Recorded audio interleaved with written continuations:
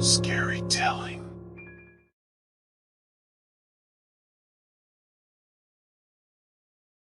I work as a nurse in a hospital, and I've seen my fair share of strange patients.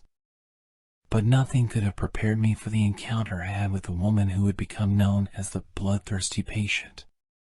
One day, I was assigned to check on a patient who was halfway through a blood transfusion. The nurse who had her during the previous shift had left a note warning me that the patient was difficult and had been causing problems all day. But when I entered the room, I was not prepared for what I saw. The patient was a middle-aged woman with a distinguished look. She was covered in blood, and her bed sheets were soaked with it. She was also wearing multiple pieces of expensive jewelry and texting on a fancy phone. She didn't seem to notice or care that the blood transfusion was not going into her veins, but instead was pooling in her bed. I immediately tried to stop the transfusion and call for backup, but the woman became agitated and refused to let me touch her. She kept mumbling about how important her phone was and how she needed to check her friend's latest Facebook updates. As I tried to reason with her, I noticed something strange about her eyes. They had a feral look to them, almost like a predator sizing up its prey. It was then that I realized that something was very wrong with this patient. Suddenly, she lunged at me, her teeth bared and her eyes glowing with an unnatural hunger. I managed to dodge her attack and run out of the room, but not before I saw her fangs for just a second. I reported the incident to the hospital authorities, but they didn't seem to take me seriously. They thought I was overreacting and chalked it up to exhaustion and stress. But I knew what I saw, and I knew that something was not right with that patient. Over the next few days, more reports of strange behavior came from other staff members who had been in contact with the patient. She would hiss at them, bare her teeth, and even try to bite them. Her eyes would glow with an otherworldly light, and she seemed to be getting stronger with each passing day. It wasn't until a security camera captured footage of the patient sneaking into another patient's room and attacking them that the hospital authorities realized the seriousness of the situation. They called in a team of experts to investigate, and what they found was beyond anything we could have imagined. The patient had been infected with a rare and deadly virus that turned her into a bloodthirsty monster. Her body was changing, becoming stronger and faster with each passing day. And worst of all, the virus was contagious, and anyone who came into contact with her was at risk of becoming infected. The hospital went into lockdown, and we all had to undergo rigorous testing to make sure we were not infected. It was a terrifying time, knowing that a single patient could have the power to bring down an entire hospital. In the end, the patient was contained and the virus was destroyed, but the memory of the bloodthirsty patient still haunts me to this day. I often wonder how many more patients like her are out there, waiting to strike and spread their deadly contagions to unsuspecting victims. So the next time you find yourself in a hospital, be careful who you come into contact with. You never know what kind of monster might be lurking behind that hospital gown.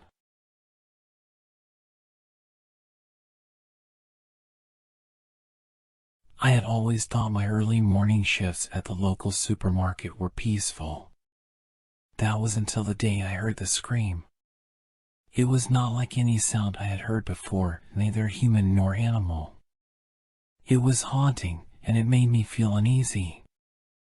I pedaled faster on my bike, hoping to leave the sound behind, but it seemed to be following me. The closer I got to the bridge, the louder the screams became. I couldn't shake off the feeling that something was watching me. As I passed under the bridge, the scream echoed all around me, making me shiver with fear. But the worst was yet to come. When I emerged from the other side of the bridge, I heard the scream right behind me. I turned my head, and in the dim light, I saw a strange shadow, almost like a human but not quite. I pedaled harder, and the scream kept following me. Every time I thought I had escaped it, it would appear again, the shadow always lurking in the corner of my vision. Days turned into weeks, and the screams continued to torment me. I couldn't focus on anything else, and I was constantly on edge. I knew I had to do something, so I started doing some research. I discovered that a woman had died under that bridge years ago, and her screams could still be heard by those who passed under it. Many locals believed that her spirit was still there, trapped and unable to move on. I didn't believe in ghosts, but the evidence was hard to ignore. The more I read, the more I realized that I was not alone. Others had heard the screams too, and some even claimed to have seen the ghostly figure. One night, I decided to confront my fear. I went to the bridge alone, armed only with a flashlight and a camera. As I walked under the bridge, I heard the scream again. But this time, I felt something cold brush against my arm. I spun around, and there it was, the ghostly figure of the woman. She was crying and reaching out towards me, as if asking for help. I couldn't move, couldn't breathe, and couldn't look away. Suddenly, she vanished, and the screams stopped. It was like a weight had been lifted off my shoulders, and I felt relieved. When I got home, I looked through the photos on my camera, and I couldn't believe what I saw. There was an image of the woman, clear as day, reaching out towards me. From that day on, the screams stopped, and I never saw the ghostly figure again. But I still can't help but wonder if she's still there, waiting for someone else to hear her screams and help her move on.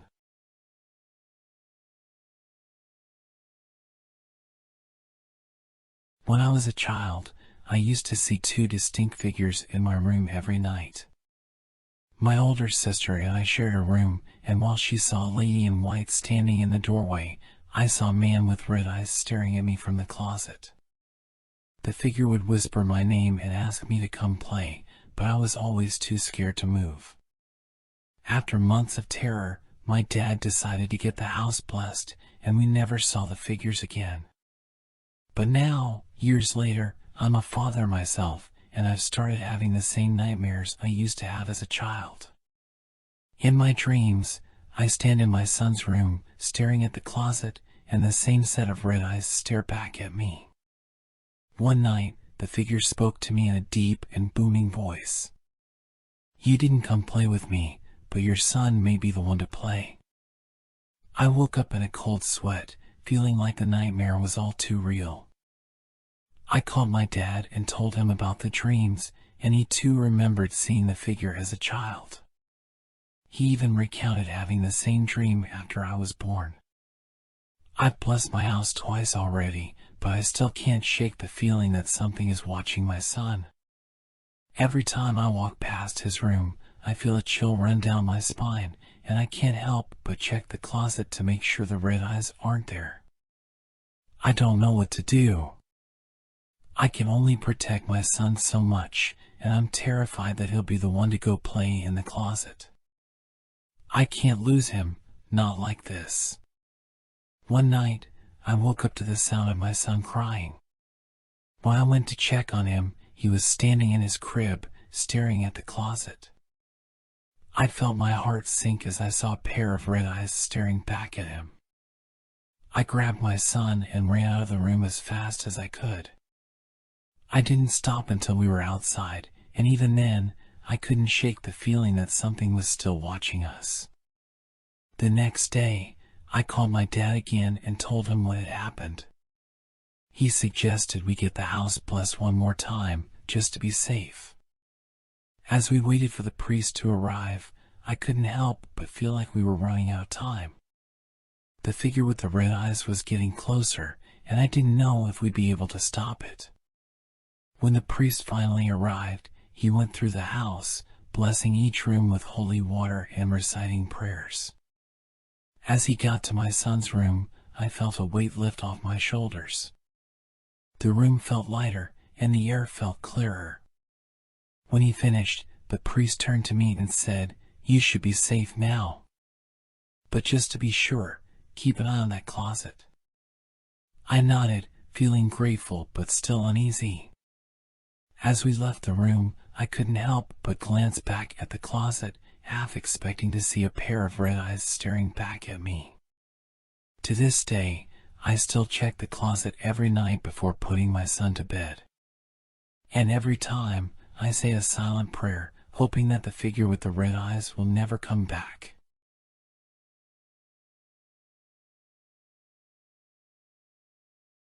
I've always loved the idea of living in the wilderness, surrounded by thick woods and endless possibilities.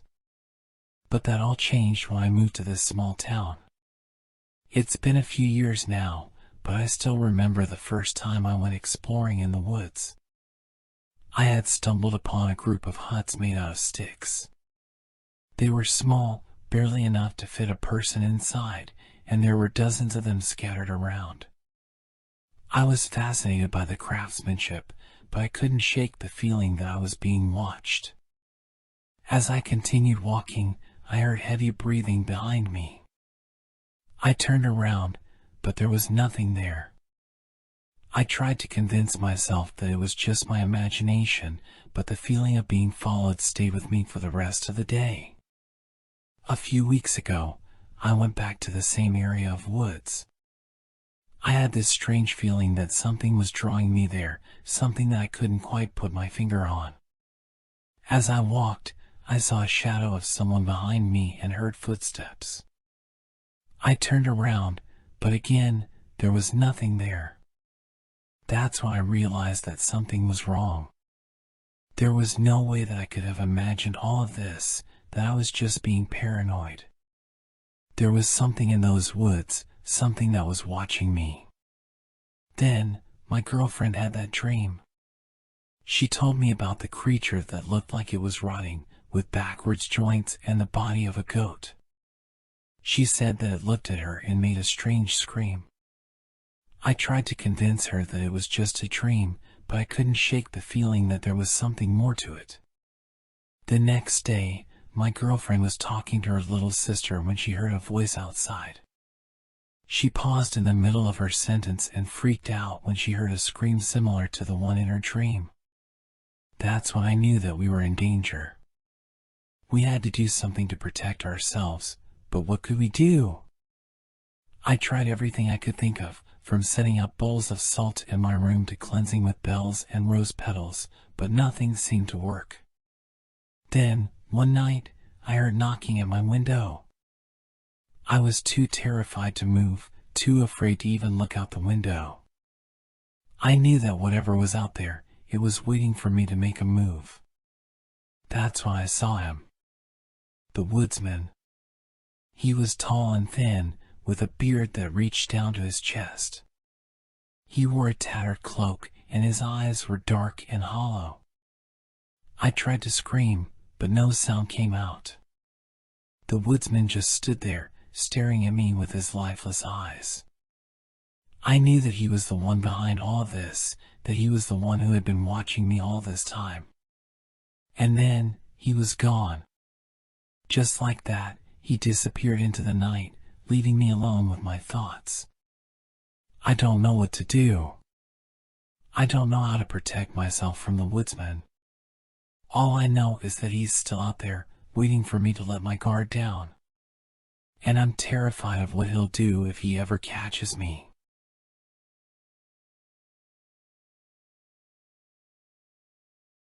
When I was a kid, I used to see a strange teddy bear at night. It stood about 3 feet tall, with a fuzzy brown coat and big, round eyes that always seemed to be staring right at me.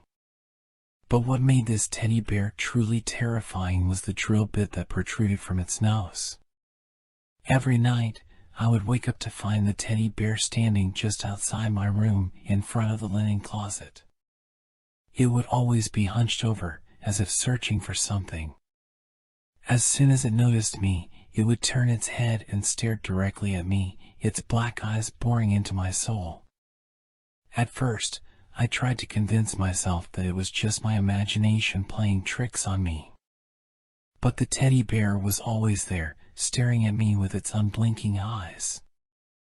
I would try to look away and go back to sleep, but I couldn't shake the feeling that it was still watching me. I never told anyone about the teddy bear. I was too scared to even talk about it. But it wasn't until years later, when I finally mustered up the courage to ask my siblings if they had ever seen anything strange in the house, that I realized I wasn't alone in my terror. My sister confided in me that she, too, had seen the teddy bear with the drill bit nose. She said that it would often appear in the linen closet, just like I had seen it. But instead of staring at her like it did to me, it would turn and face the wall as if it didn't want to be seen. As we talked more, we realized that there were other strange things that had happened in that house. My brother had often heard footsteps in the hallway at night, even though no one else was awake. And my sister had once seen a shadow figure dart across her room. But the teddy bear was the most frightening of them all. It was a constant presence in our lives, lurking in the shadows and watching us as we slept. We never knew what it wanted, or why it had a drill bit for a nose. But we all agreed that it was something that we never wanted to see again. Years later, when my family moved out of that house, we all breathed a sigh of relief. We never spoke of the teddy bear again, and I tried my best to forget about it. But sometimes, late at night, when I'm lying in bed and staring up at the ceiling, I can't help but wonder if the teddy bear is still out there, waiting for me to fall asleep so it can come back and stare at me once more.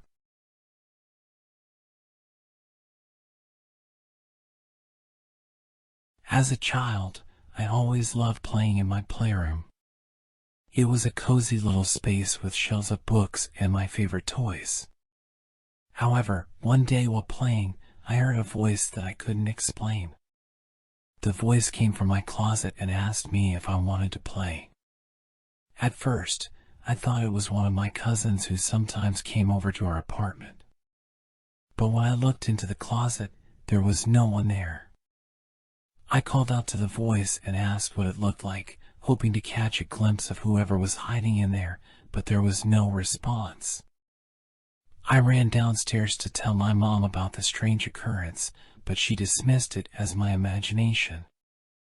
As the years went by, I tried to rationalize what had happened that day, but I could never quite shake off the feeling that there was something else in the room with me. Years later, I was visiting my parents when my mom told me about some of the strange things that had happened in the apartment. She mentioned that the previous tenants had moved out suddenly, without any explanation, and that the apartment had been empty for months before we moved in. I began to wonder if the voice I heard in the closet was somehow connected to the previous tenants. Maybe it was the ghost of a little boy who had lived in the apartment before us. The thought of it sent shivers down my spine. I decided to investigate further and went back to the apartment to see if I could find any evidence of paranormal activity.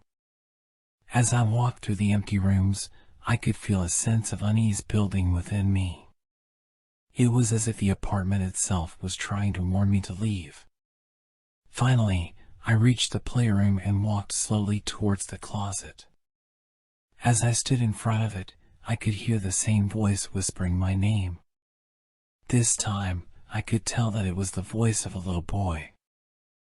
I opened the closet door slowly, half expecting to find something waiting for me inside. But there was nothing there except for my old Care Bears and books. I reached out to touch them, and suddenly I was transported back in time to the day I had heard the voice for the first time. But this time, I could see the little boy standing in front of me. He looked at me with a sad expression and asked me to play with him. I was paralyzed with fear and couldn't move. Then, in an instant, the little boy disappeared, leaving me alone in the dark closet. From that day on, I could never shake off the feeling that the little boy was still there, watching me from the shadows. The voice in the closet had become a constant presence in my life, a reminder of the unknown and the unexplainable.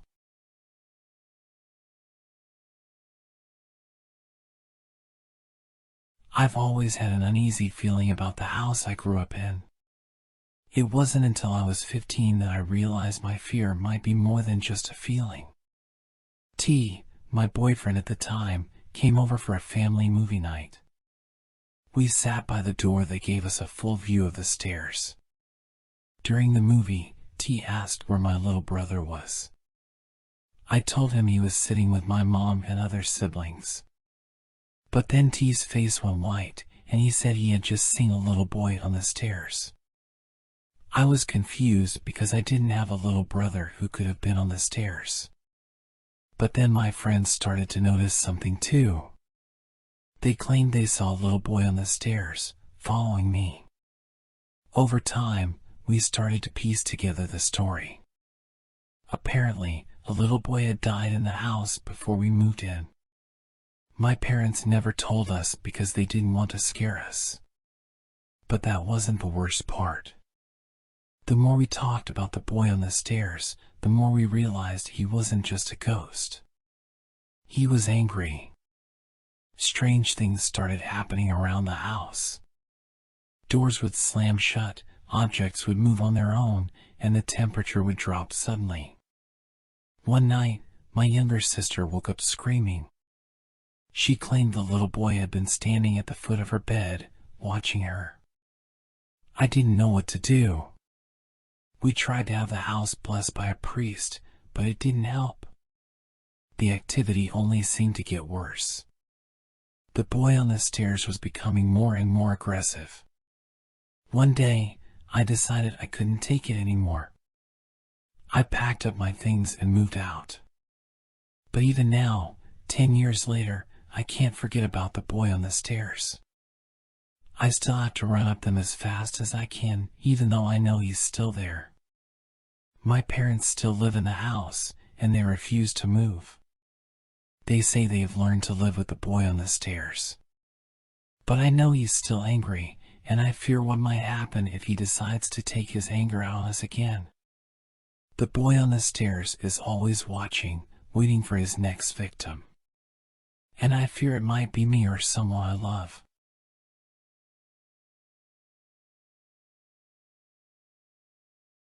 I used to live in a house that always gave me a creepy feeling.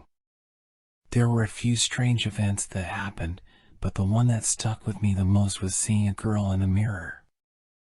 I was around 10 years old when my grandmother passed away. I was getting ready for school and had forgotten something in my room. As I was leaving, I looked into the mirror in the bathroom across from my room and saw a girl in the reflection. She was around 12 or 14 years old, had long brown hair, and was wearing a green shirt.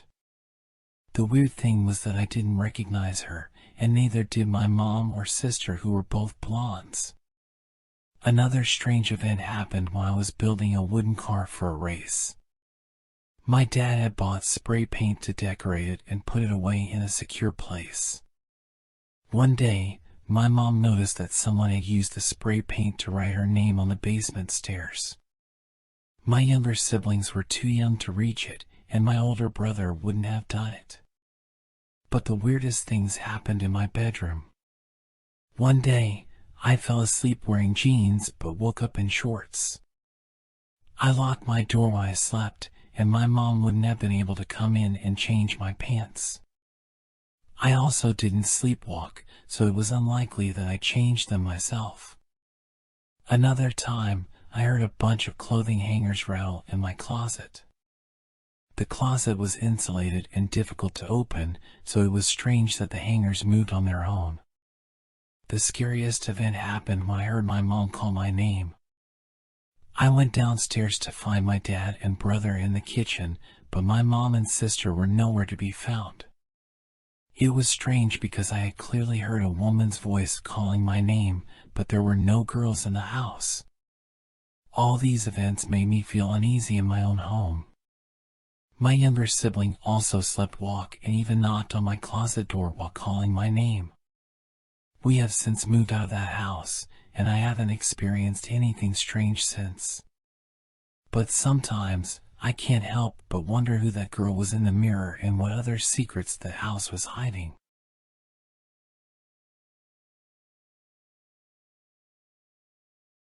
I never thought I would be a homeowner, but the day finally came when I signed the papers for my first house.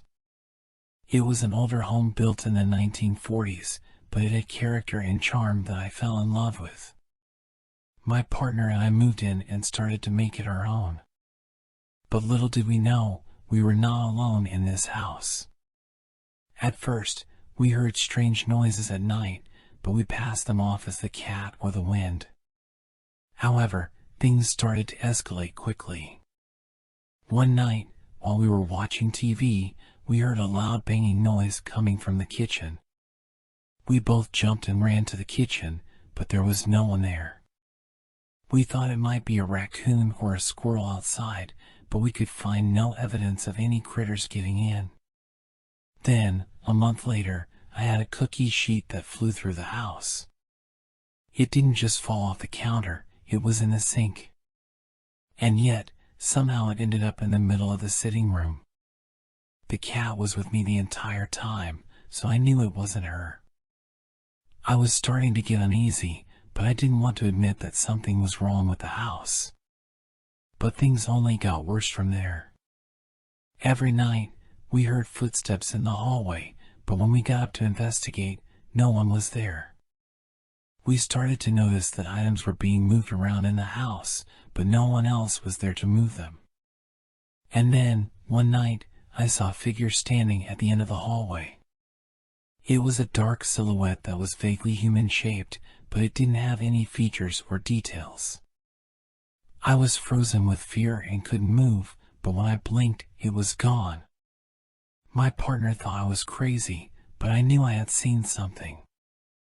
I started to do research on the house and found out that the previous owners had reported similar experiences.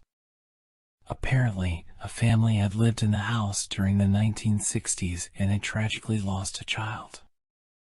They have reported hearing footsteps, seeing shadows, and feeling a presence in the house. They had even called in a priest to bless the house, but it didn't seem to help. I knew then that we were not alone in the house. The ghost of the child was still haunting the home, and it wasn't going to stop until we acknowledged it. We decided to reach out to a psychic medium to help us communicate with the spirit. The medium confirmed that there was a ghost in the house and that it was the spirit of a child who had died tragically. The medium helped us to communicate with the spirit, and we were able to come to an understanding. We promised to respect the child's presence in the house and to acknowledge it when we felt its presence. From that moment on, the strange occurrences stopped, and we were able to peacefully coexist with the ghost. But I never forgot the fear that I felt when I first saw the ghostly figure. The experience made me realize that sometimes the things that scare us the most are the things that we cannot see. And sometimes, the only way to conquer that fear is to face it head on.